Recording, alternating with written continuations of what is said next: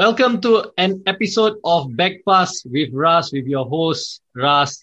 And we're back after a very, very long time, a long break. So I hope you've had the time to catch up again on all our old episodes, and I hope you have liked it.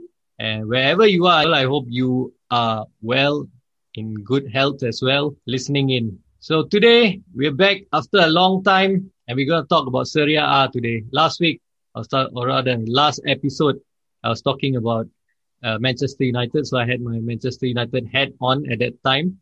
Now I switched it to my Inter hat. So we're going to talk about Serie A. Title of the show is When Serie A Was Top. So we're looking back in the era of the 90s all the way till 2006. We might touch on why we will stop off at 2006 later on in the show. Before that, let me introduce our guest. Very excited to welcome our guest, our first ever female guest on the show, Farah Bagharib-Kaltz. Did I get that right, Farah? Yes, you did. Well done. All right. I had a bit of the Arab accent in it as well for you. So I hope that worked. So yeah, Farah here, she's a big Juventus fan. I'm an Inter fan, and this is a Derby d'Italia special. We're not going to just look at Inter and Juventus. We're going to look at Serie A in totality. So we're going to keep our neutral hats on as much as possible. Right, Farah? I didn't promise that. But come on, let's keep it neutral. But yeah. We'll also explore why this rivalry is intense between us, because some listeners might not understand why Juventus and Inter's rivalry is intense. They might think otherwise. So yeah, a reason why we've had a long delay is because when I was planning this episode, I was thinking, we'll get a group of friends together from a small community of Serie A fans in Singapore. And what transpired was, from a roundtable discussion, people start dropping out. One guy was shy. Another guy, which we had on our show, representing Lazio, Nigel, he was unavailable due to work commitments. We actually had three, and the representative for Roma, he dropped out because he had work commitments today as well. So unfortunately, that's all that we left. So the show must go on. So here we are, Farah and myself.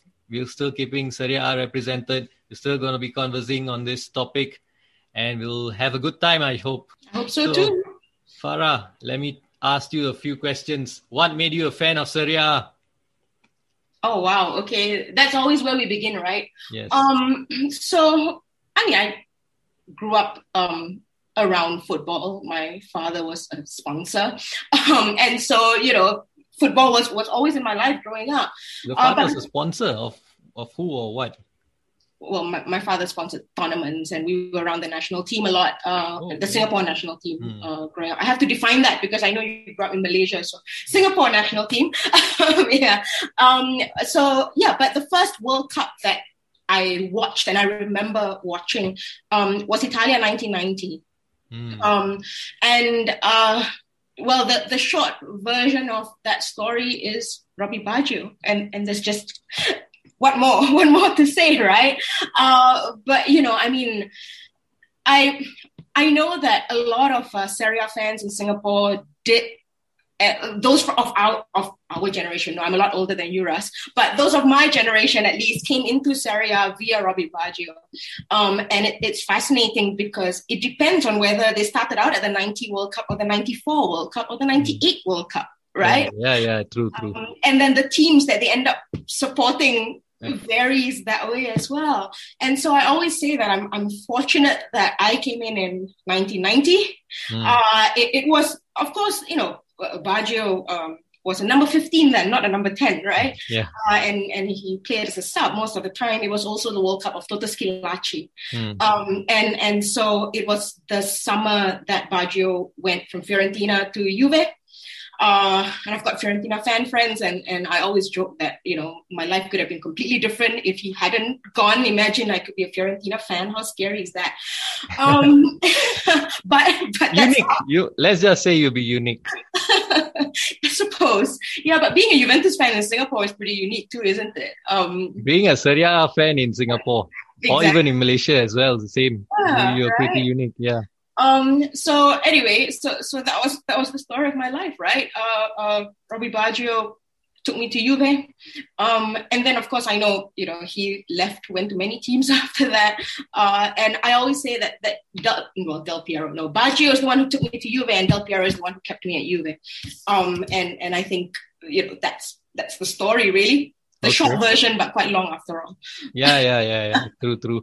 I mean, that's where the similarity lies between us, because even for me, I became a Serie A fan around that time. I didn't watch the 1990 World Cup because I was still a bit too young, but it's all started from a Subbuteo set. So there were two teams, Italy and Argentina. I chose Italy because I like the jersey color. So became an Italy fan. And my father, of course, he watched the 1990 World Cup. He told me about two players, Baggio and Schillaci.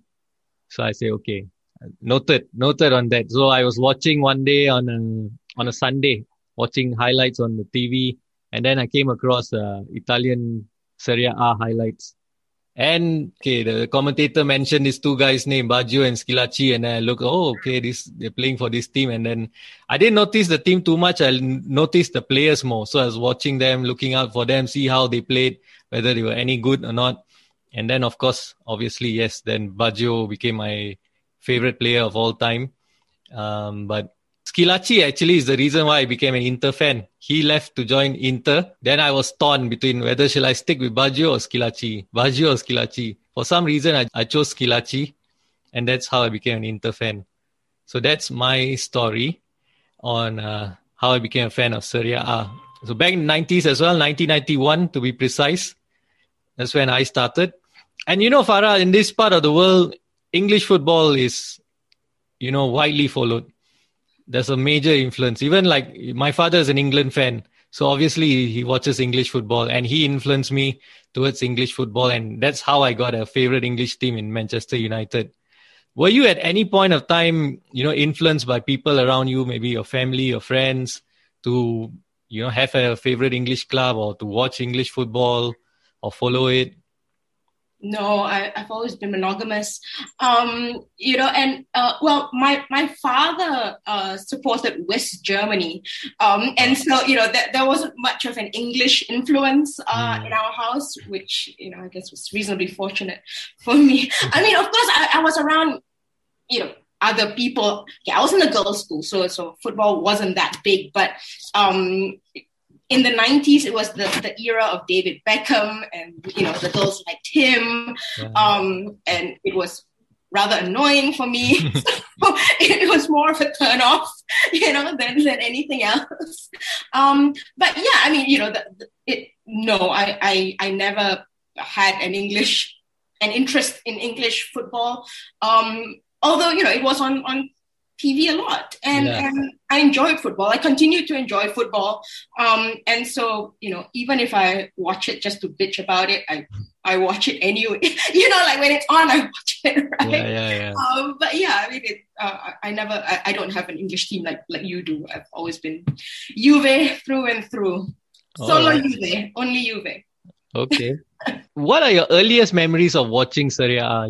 Because for me, back in those days, in the early 90s, we didn't really get to watch Serie A live unless we put out the antenna and to get the Indonesian channels, RCTI and SCTV. And then we didn't even know if our team was going to be shown live. Yeah. Our team's matches will be shown live. So, it's all hit and hope. We just tuned in and then see. And we didn't know about things like daylight savings and, sometimes they're at 9 o'clock, sometimes they're 10. You didn't know of all that. You just try and you hit and hope and see, hey, how come now it's at 9? Then another time you looked at it and at 9, nothing. Oh, you thought maybe no live matches today. So what were your earliest memories? Yeah, no, I mean, it is very, very similar to yours, It's one of those things where you can't say out loud, but if you did get a match, it was probably illegal, right? Because like you said, it was a Malaysian or an Indonesian channel that you were not supposed to get. But yeah, someone stuck a hanger out or something and it came, right? But, I mean, there were highlights on Sunday. Yeah, on Sundays, And that was something to look forward to. But that's also a week old, the highlights, right? We were always behind, Yeah. But in a way, it was such an innocent time, right? Because you didn't understand the politics of the football, of the teams. You didn't. You didn't even fully understand the rivalries. It was, correct. I love my team and I hate everybody else. It was as simple as that, right? And so I think that there's something about that innocence that we'll never get back. And that to me is what I still hold very dear when I think back. If you ask me to think about what was the first match I remember watching, I can't tell you. Yeah, neither can I. Yes. Yeah. But I remember that feeling of looking forward to Sunday, of, like you said, you turn on the TV at 9:00, with the whatever you have hanging out the window, and like, oh, today got match or no match. You don't know any better, right? Yeah. We don't have like TV programs telling us, okay, today so and so at 9:00, and then the next channel, these two teams are gonna play. There's only one game you're gonna watch. It's your team. Good luck to you. You can watch it. Otherwise, too bad. You either watch it or you off it. Turn it off. Yeah. Exactly. Yeah. You don't think to wait until maybe it's 10:00 today. Like, you don't think about it. And there was a TV guide on the newspaper, right? But it would say Italian Serie A. That's it. You turn on the TV and you hope for the best. Those were interesting times. I think this generation of football fans will never understand what that was. Yeah, true. Because nowadays you can get to watch almost all the games. Yeah, exactly. Yeah, especially the big teams. If you support one of the big teams, you get to watch almost all their games. Yeah. And then of course, if you realize your team isn't on, then the next morning you look on teletext. Teletext, yes. It didn't come until, I want to say, like mid-90s. I don't remember there being teletext in like 1990, 91. A bit later, right? I guess so, because I remember waking up in the morning before going to school. Yeah. I would check that. To see the scores. I'm not too sure. I started schooling in 91. Okay. I feel like I was a teenager, like I was a young teenager when maybe I didn't know how to use teletext. Maybe that's so when I discovered teletext, right? And then there was a hotline as well, but I think I called it a couple of times and then got scolded because it's not free, right? So then teletext became my friend.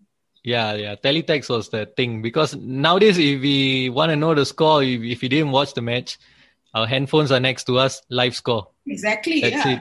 You can alert the match, and then it will keep popping up goals and then it comes up. Yeah. In those days, we wake up in the morning. The first thing I did was turn on the TV and look at the teletext for the scores. And you get all your latest news there as well. Who's injured, who's not, who's signing who, all that you got from there. But there's another thing actually that I missed from that era, and this is the timing of the matches. Majority of the matches were kicking off at 9 p.m. or 10 p.m. Exactly, yes. When did it become 3:45 regularly? Yeah, 3:45 was maybe one game, I think. But of course, we wouldn't be able to watch those games, or we never really thought of that as well, because, way past our bedtime and the next day's got school, you can't really watch all that. But 9 p.m. or 10 p.m. is good timing to watch the matches. Most of it is on at that time, so you can watch it. Good time, watch it, finish, you go to sleep, enough time to get some rest and before next day. And it's all on Sundays. Yes. Nothing is like on a Saturday, something's on a Friday. 12 a.m. matches, 1 a.m. matches, my God. Yeah, I know. I mean, the schedule nowadays is a killer, right? And especially at our age now. I was just going to say, as I get older, oh my God, you feel it, after 3:45 matches in a row and you're going to work after that. Oh my God. It's such a nightmare. No, but I wanted to say that's probably how Serie A also got pretty popular in this part of the world, right? I mean, it got so big in Indonesia and in Malaysia. Singapore has always been a small market. But it was in the 90s. I'm sure it's the 90s and not early 2000s, where Del Piero became the spokesperson for that water brand, the advertisement with the bird. And I remember watching an Indonesian channel, and he was dubbed over in Bahasa Indonesia. And it was hilarious. So there's this talking bird, and then there's him, right? He's talking to the bird. And yeah, I mean, he's speaking Bahasa Indonesia. That's hilarious. But I gotta YouTube this. I hope it's still available. You'll find the Italian versions, but I don't know if you can find the Indonesian. But I mean, that shows how big it was, right? I mean, Del Piero obviously became so huge in Indonesia, in Japan. He's Zidane and Beckham, right? With the face of Adidas. And yeah, I mean, they took Asia by storm. Yeah. And also, I gotta say, I think because he came at that time where all this was expanding, the commercialization of football. Exactly. As opposed to people like Baggio, they were before that. And, by the time... Yeah, by the time this commercialization came about, Baggio was already, injury stricken, out of favor here and there. Yeah, but yeah, I mean, you think about how big Serie A was then and where it is now, and it's quite sad, It is because the quality of the football. Okay. That's a much longer argument. The quality of football as a whole has changed, but I think that it's unfair to wave off Serie A as a lousy league. I think that the more prominent teams like mine and yours and Milan, sure, this season has been interestingly competitive, but I think it is the smaller teams. It's the Atalantas, it's the I don't know, Parma had a good-ish season last year, Torino, I think 2 years ago did very well. So I think that there's interesting things happening at a different level of the league now, that I think it's unfair to just Juve's won for 9 years, and so Serie A is useless. And people base their opinions today on what they read on Twitter and not necessarily having watched a single match. Yeah. True. Okay, you're talking about 2 days now. Let's get back to glory times, the better times. Start with Russ. Yes, that's precisely the name of the show. What are the cliches you've heard? I'm sure we've heard a lot of our fair share of cliches, from back then. About Italian football. Italian football is defensive. It's boring. 1-0 wins. Yeah. What are some of the cliches you've heard?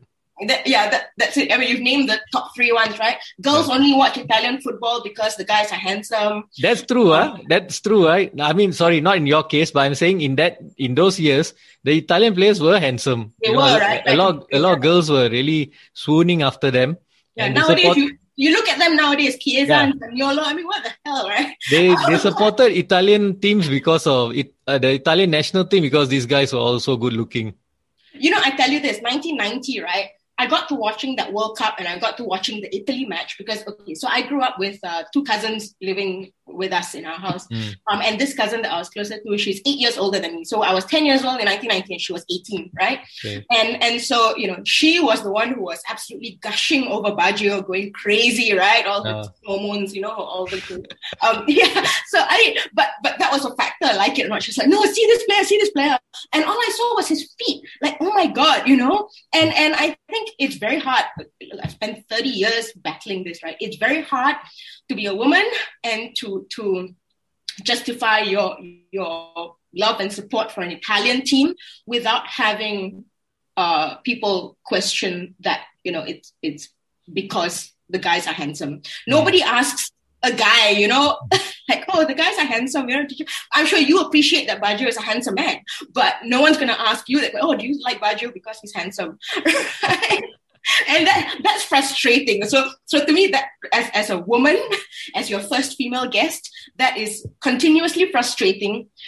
But having said that, you are right. It is true that there are a lot of girls who are not football fans, but watch football because of the guys, but are football fans. We're not the same category. Right? So that's one. And then, of course, defensive, boring. And I think, 1-0, slow, slow, yes, that's another one. But, I always say this about Italian football, right? Even though I'm not a drinker, but I think it really is like wine. You have to have a taste for it. You have to know how to appreciate it. So I'm, like I said, I'm not a drinker, so you can give me the most expensive, the best wine in the world, and I'm gonna go like, what the hell's that, right? But I think with Serie A, with Italian football, especially in that era, right? You really have to appreciate it. I think if you look back at some of those matches, as pixelated as it may be, the shape that each team holds, that defensive line, that midfield line, like, oh my God, the passing, tactics, the precision. Yeah. And like for me, because I grew up watching so much Italian football, it became very difficult to watch other leagues that are not like that, Yeah. I mean, Germany probably is close, but I know English league is all helter skelter. Oh God, and that's why it frustrates me, and that's why I could never, and I understand why people enjoy it. It's fast, you get more goals, like entertaining. Yeah, but Allegri said, if you want entertainment, go to the circus. So yeah, I mean, that, to me, those are the stereotypes of Serie A. But I think there's actually another one. Another one now. Sorry to cut you. That pertains to both our teams. Normally, if I tell people I support Inter, the first thing that everyone's mind thinks about is AC Milan as our rivals, our great rivals, because they are neighbors and all that. But actually, what people do not know is that the rivalry between Inter and Juventus is more intense than the rivalry between Inter and AC Milan. The rivalry between Inter and AC Milan is, is just like sibling rivalry, cousins, quite friendly, more like banter against each other. But Inter and Juventus is akin to Manchester United and Liverpool in the English league. That kind of rivalry where you really want to beat each other, you hate the guts of the other, that kind. But I think events after 2006 is gone many folds higher, that intensity and that rivalry and the hatred. But yeah, that I would want to address in this show. For those who are, not really fans of Italian football and listening in, just need to let you know what this rivalry means between Juventus and Inter. Yeah, and I think a lot of that rivalry, okay, so obviously, as with anything in Italy, it's multi-layered, right? But I guess if you talk about the Derby d'Italia, why it's called that, right? And that has to do with the fact that we were the last two teams standing that were not relegated ever. Well, up to 2006, but that's where we're stopping this show, right? So that we can remain friends, right, Russ? And you know what, Russ? How many friends support Inter? I was getting there, because the intensity of this rivalry is that you are the only person in my life, okay, not just my only friend, but the only person in my life who supports Inter. And for your sake, I'm saying Inter and not the name that I usually use, because you're going to have to beat me a lot. Thank you That's very more much. effort for you. But you know what, Russ? I always say, I think, our friendship is based on, or rather, what we have in common is the fact that you're a Man U fan. And I think Juventini might not like to hear this, but honestly, personally, okay, I don't speak for other Juventini, but personally, I think that Juventus fans and Man U fans have a lot in common because everybody hates us. Kind of true, yes, true. And we understand that, right? And of course, our former managers were best buddies, and Fergie fashioned his treble-winning 99 team after Lippi's, right? Yeah, and so I know you're not a fan of Lippi, but Nope. he's the coach of my heart. So, and also the other thing that bounds us is our favorite player. Yes, yeah, Baggio. exactly. He played for both our clubs. Yeah, precisely. And so, I mean, back to the conversation about the rivalry between Inter and Juve, I think it runs so deep that it's one of those things where you probably can't even remember why we hate each other. We just hate each other, you know? Yeah. 2006, of course, like you said, made everything 100 million times worse. Worse, yeah. And we both have perspectives on that. Yeah, true. And we're not going to discuss that too much.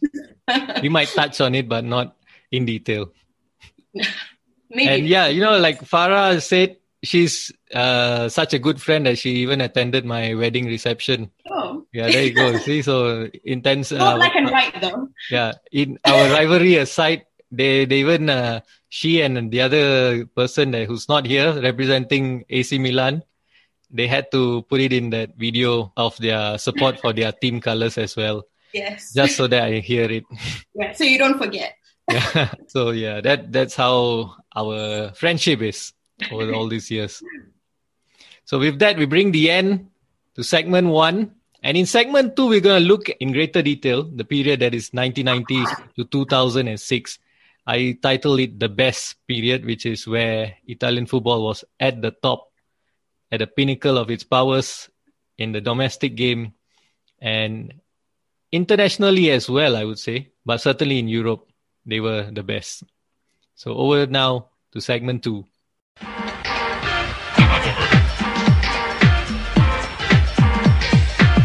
Campionato di calcio italiano.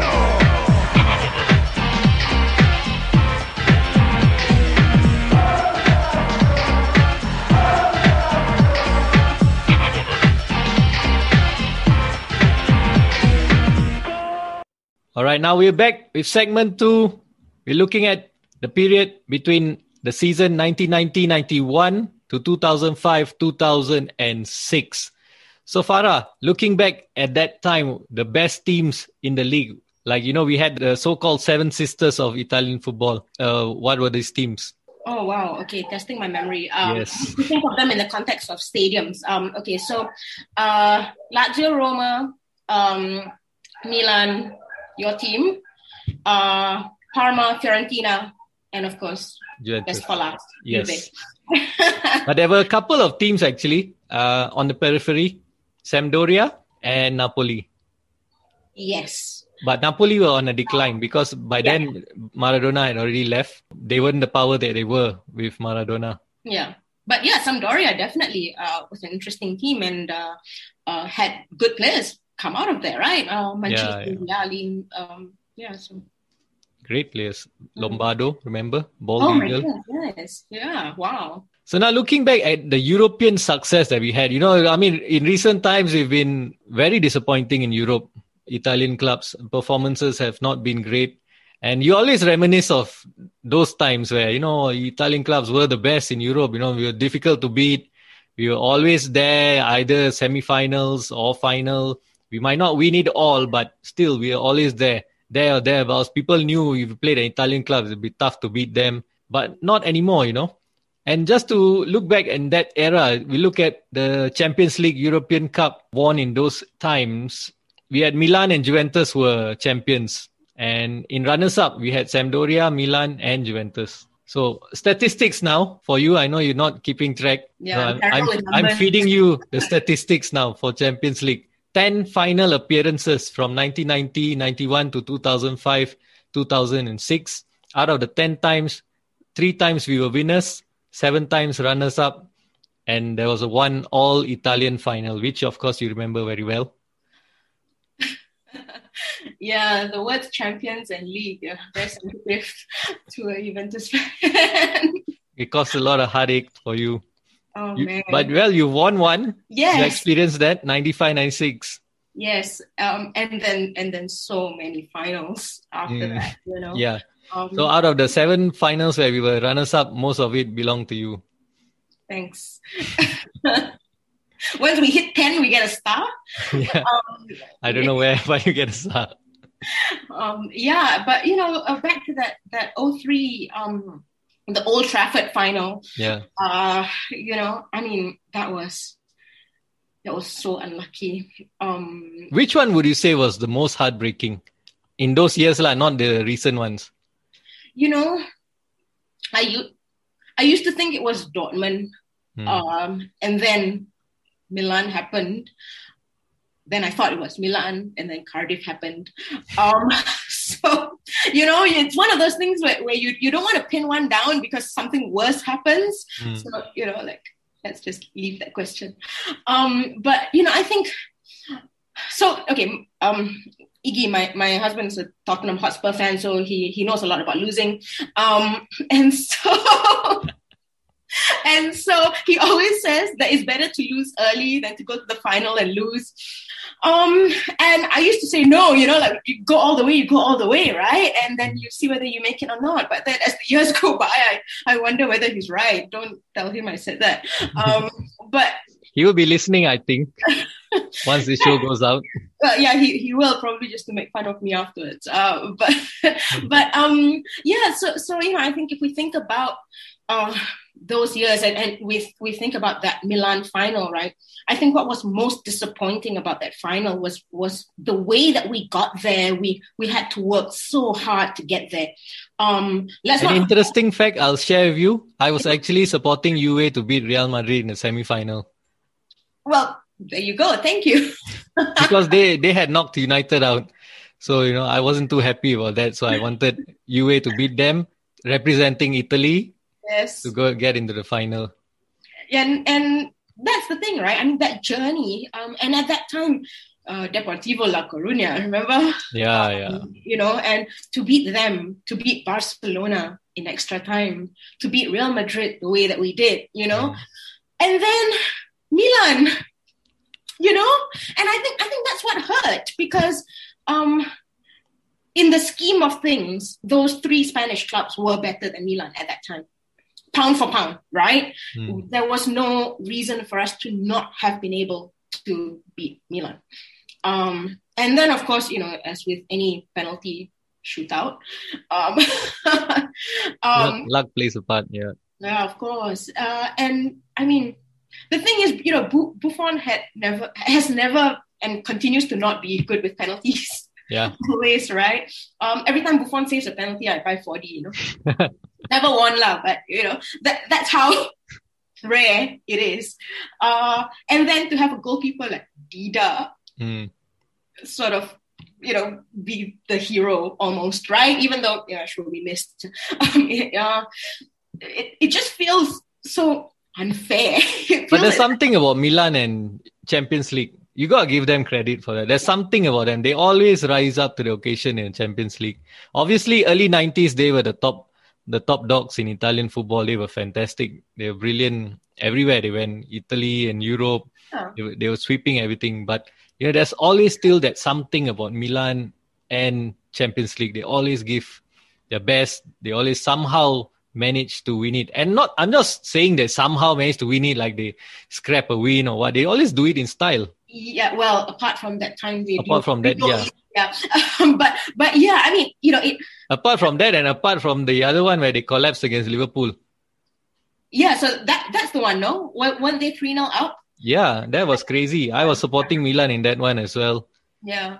I mean, I guess Milan does have a flair, right, for the tournament.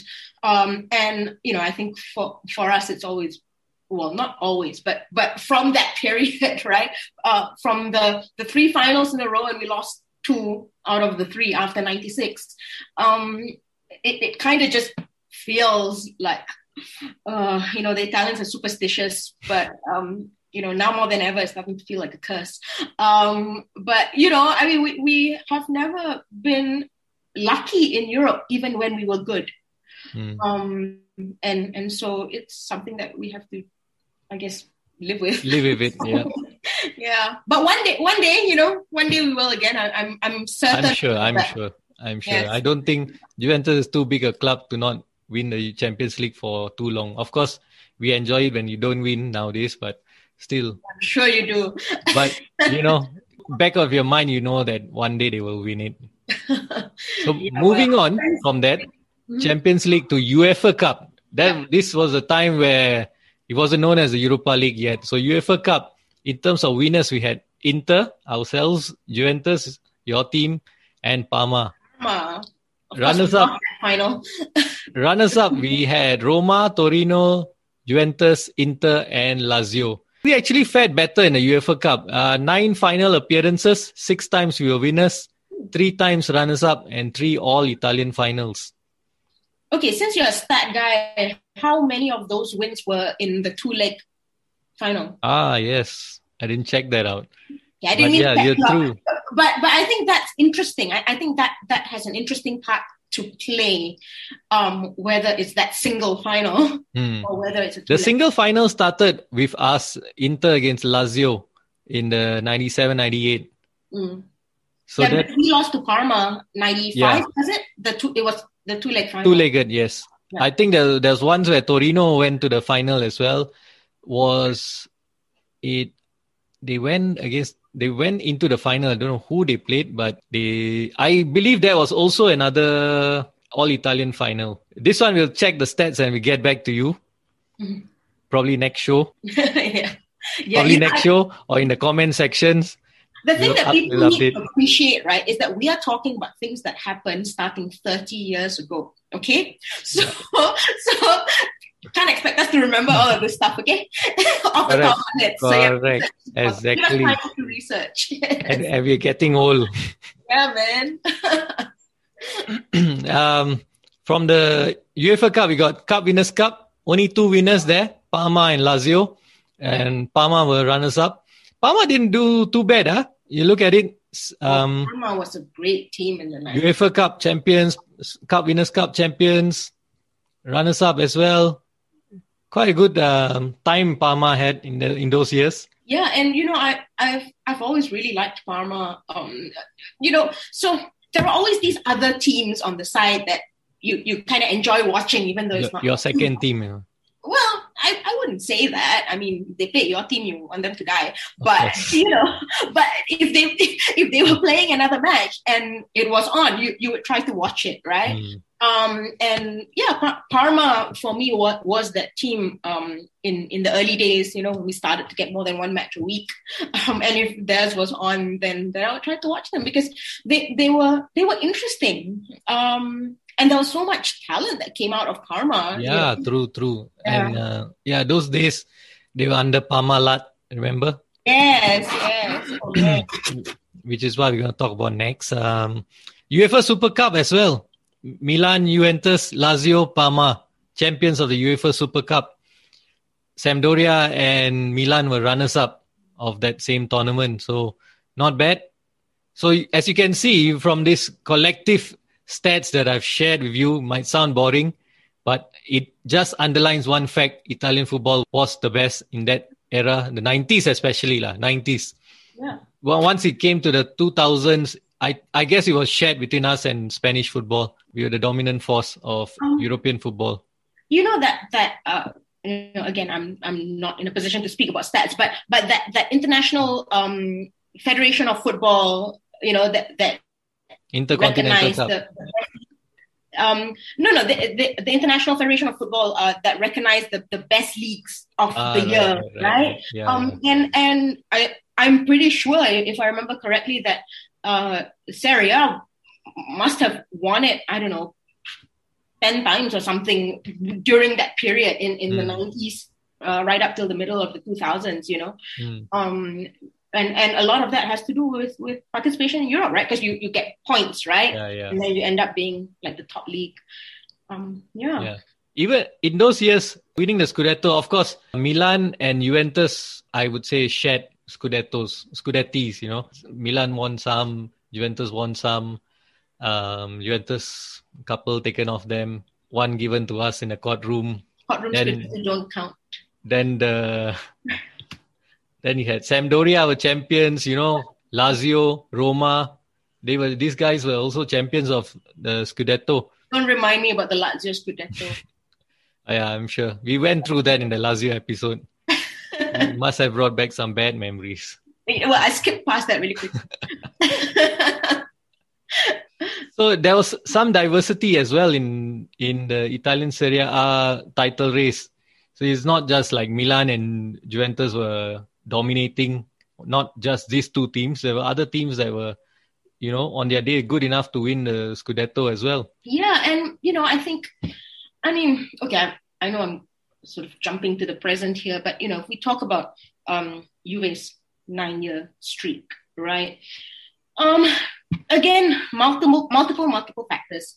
Italy as a country is suffering economically, and of course the 90s right up till the early 2000s was the era of the rich men, right?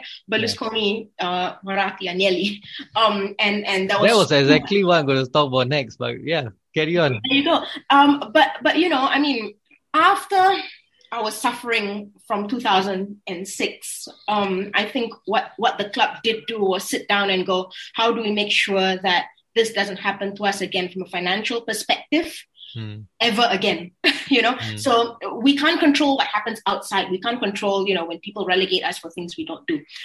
But we can control not going bankrupt when that happens. And I think that, as a club, it took a long time for us to come back to that and sort of stabilize ourselves. But in the meanwhile, the Milans and the Inters didn't secure their future.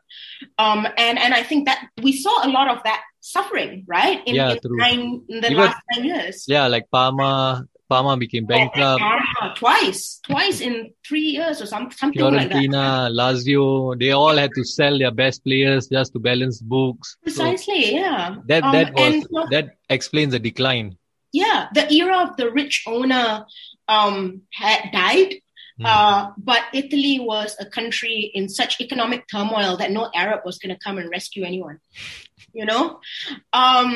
So, and of course, the money was a lot more lucrative in the EPL and all of that. And Serie A as a whole suffered. Of course, we enjoyed our Scudetti, but the rest of Serie A suffered. But if we go back to the era of the Mughals, and those people were fans. Those guys that were owners were fans of the respective clubs. Agnelli, Moratti, Cragnotti. Who did I miss out? Berlusconi. Yes. Well, he was a fan of other things as well. He's a colorful character. But all these guys were fans of those clubs, and they made decisions like fans. So they'll spend money. Crazy money on players, signing whoever they want to sign, sacking whoever they want to sack at any time. But they could, because it was their money. I mean, they correct. Took money out of their back pocket and here it is, go spend it, right? And I think football as a whole has changed, right? I mean, with your boards and shareholders and all of that. No one can afford, well, De Laurentiis aside, but he's so crazy. But no one can afford to be the single owner anymore. And if you are the single owner, you're limited, right? At least in Italy, the Arabs aside. I can diss the Arabs because I'm Arab, huh? Yeah, I know that.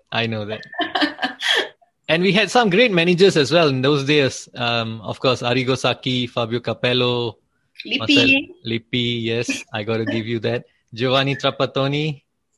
Yeah. I mean, of course, Trapp, did better his first in the 80s, right? Yeah, that was his era. Yeah, he did well for Inter in that early 90s, and then Fiorentina. I thought he did well, but Fiorentina didn't win much actually, right? No. And despite being one of the Seven Sisters, they got some great players in their team, played some great football, but didn't win much. But they struggled. When did they start struggling financially? I can't remember the year now, but it wasn't that late into the 90s, No. It was sometime in the 2000s. Oh, really? Was it that late? Yeah. Oh, I feel like it was like maybe 97. No. They were still going strong that time. 2000s, that's when they struggled. So they had Batistuta, no? Yeah, Batistuta, Rui Costa. Rui Costa, yeah. Fantastic players. Toldo. Mm-hmm. Your friend Torricelli went to play for them as well. That's right. Yes, he is my friend Torricelli. He's a Juve ambassador now, I believe. And Parma's managers, remember them? Nevio Scala. Oh yes. Alberto Malesani. Yeah. Good managers, huh? Really good managers, and they were Italian. Yeah. Claudio Ranieri was around there as well. Yeah. Yeah. Well, and Ancelotti was young. Ancelotti, at Parma, he was young, but of course, he made his name at Milan. Yeah. The thing about Ancelotti, and his raised eyebrows. Yes. The thing about Ancelotti to a Juventus fan is that no matter what he does in his life afterwards that was amazing, he will always be the coach who cannot even win a Scudetto at Juve and got fired at halftime. Yes. Poor guy. Poor guy. Oh, tragic. That was harsh. Yeah. But, those were the days of Gianni Agnelli. You don't mess with a man. And for my club, I think I would remember Luigi Simoni as manager. Oh, that's right. Yeah, he was a good one. Hector Cooper. The choker. Yeah, the nearly man. The Hector Cooper, the choker. Yes. So, these were some of the managers, owners that we had in those era. And that made Italian football special because owners pumped in the money. They bought whoever they could. And then you had great coaches as well coaching these teams. And also under considerable pressure coaching these teams because they know their jobs were online. Yeah. If they messed up or flopped, that's it. They're gone. I think that probably brought the best out of them. Yeah, precisely. I mean, there was no... I mean, again, it was a different world, right? And back you don't have to justify firing, right? The boss comes in, you're fired, gone. Right? Yeah. There's no discussion with the stakeholders. How much will we have to continue paying him for the 3 years, and all of that. So, and moreover, because the owners were fans, so they reacted like fans. Precisely, yeah. They loved the team. They loved football, right? I mean, of course, then, sometimes you end up with owners trying to tell coaches how to do their jobs, which kind of gets in the way. But, well, pros and cons, you can't have everything. True. So from that, we'll end segment 2. And we're going to go into a segment, which is segment 3, where we're going to talk only about the players because there's so many great players. So on to now, segment 3. And with that, we bring to the end episode 1. Catch us next week for episode 2, where we will be looking at segment 3 and 4.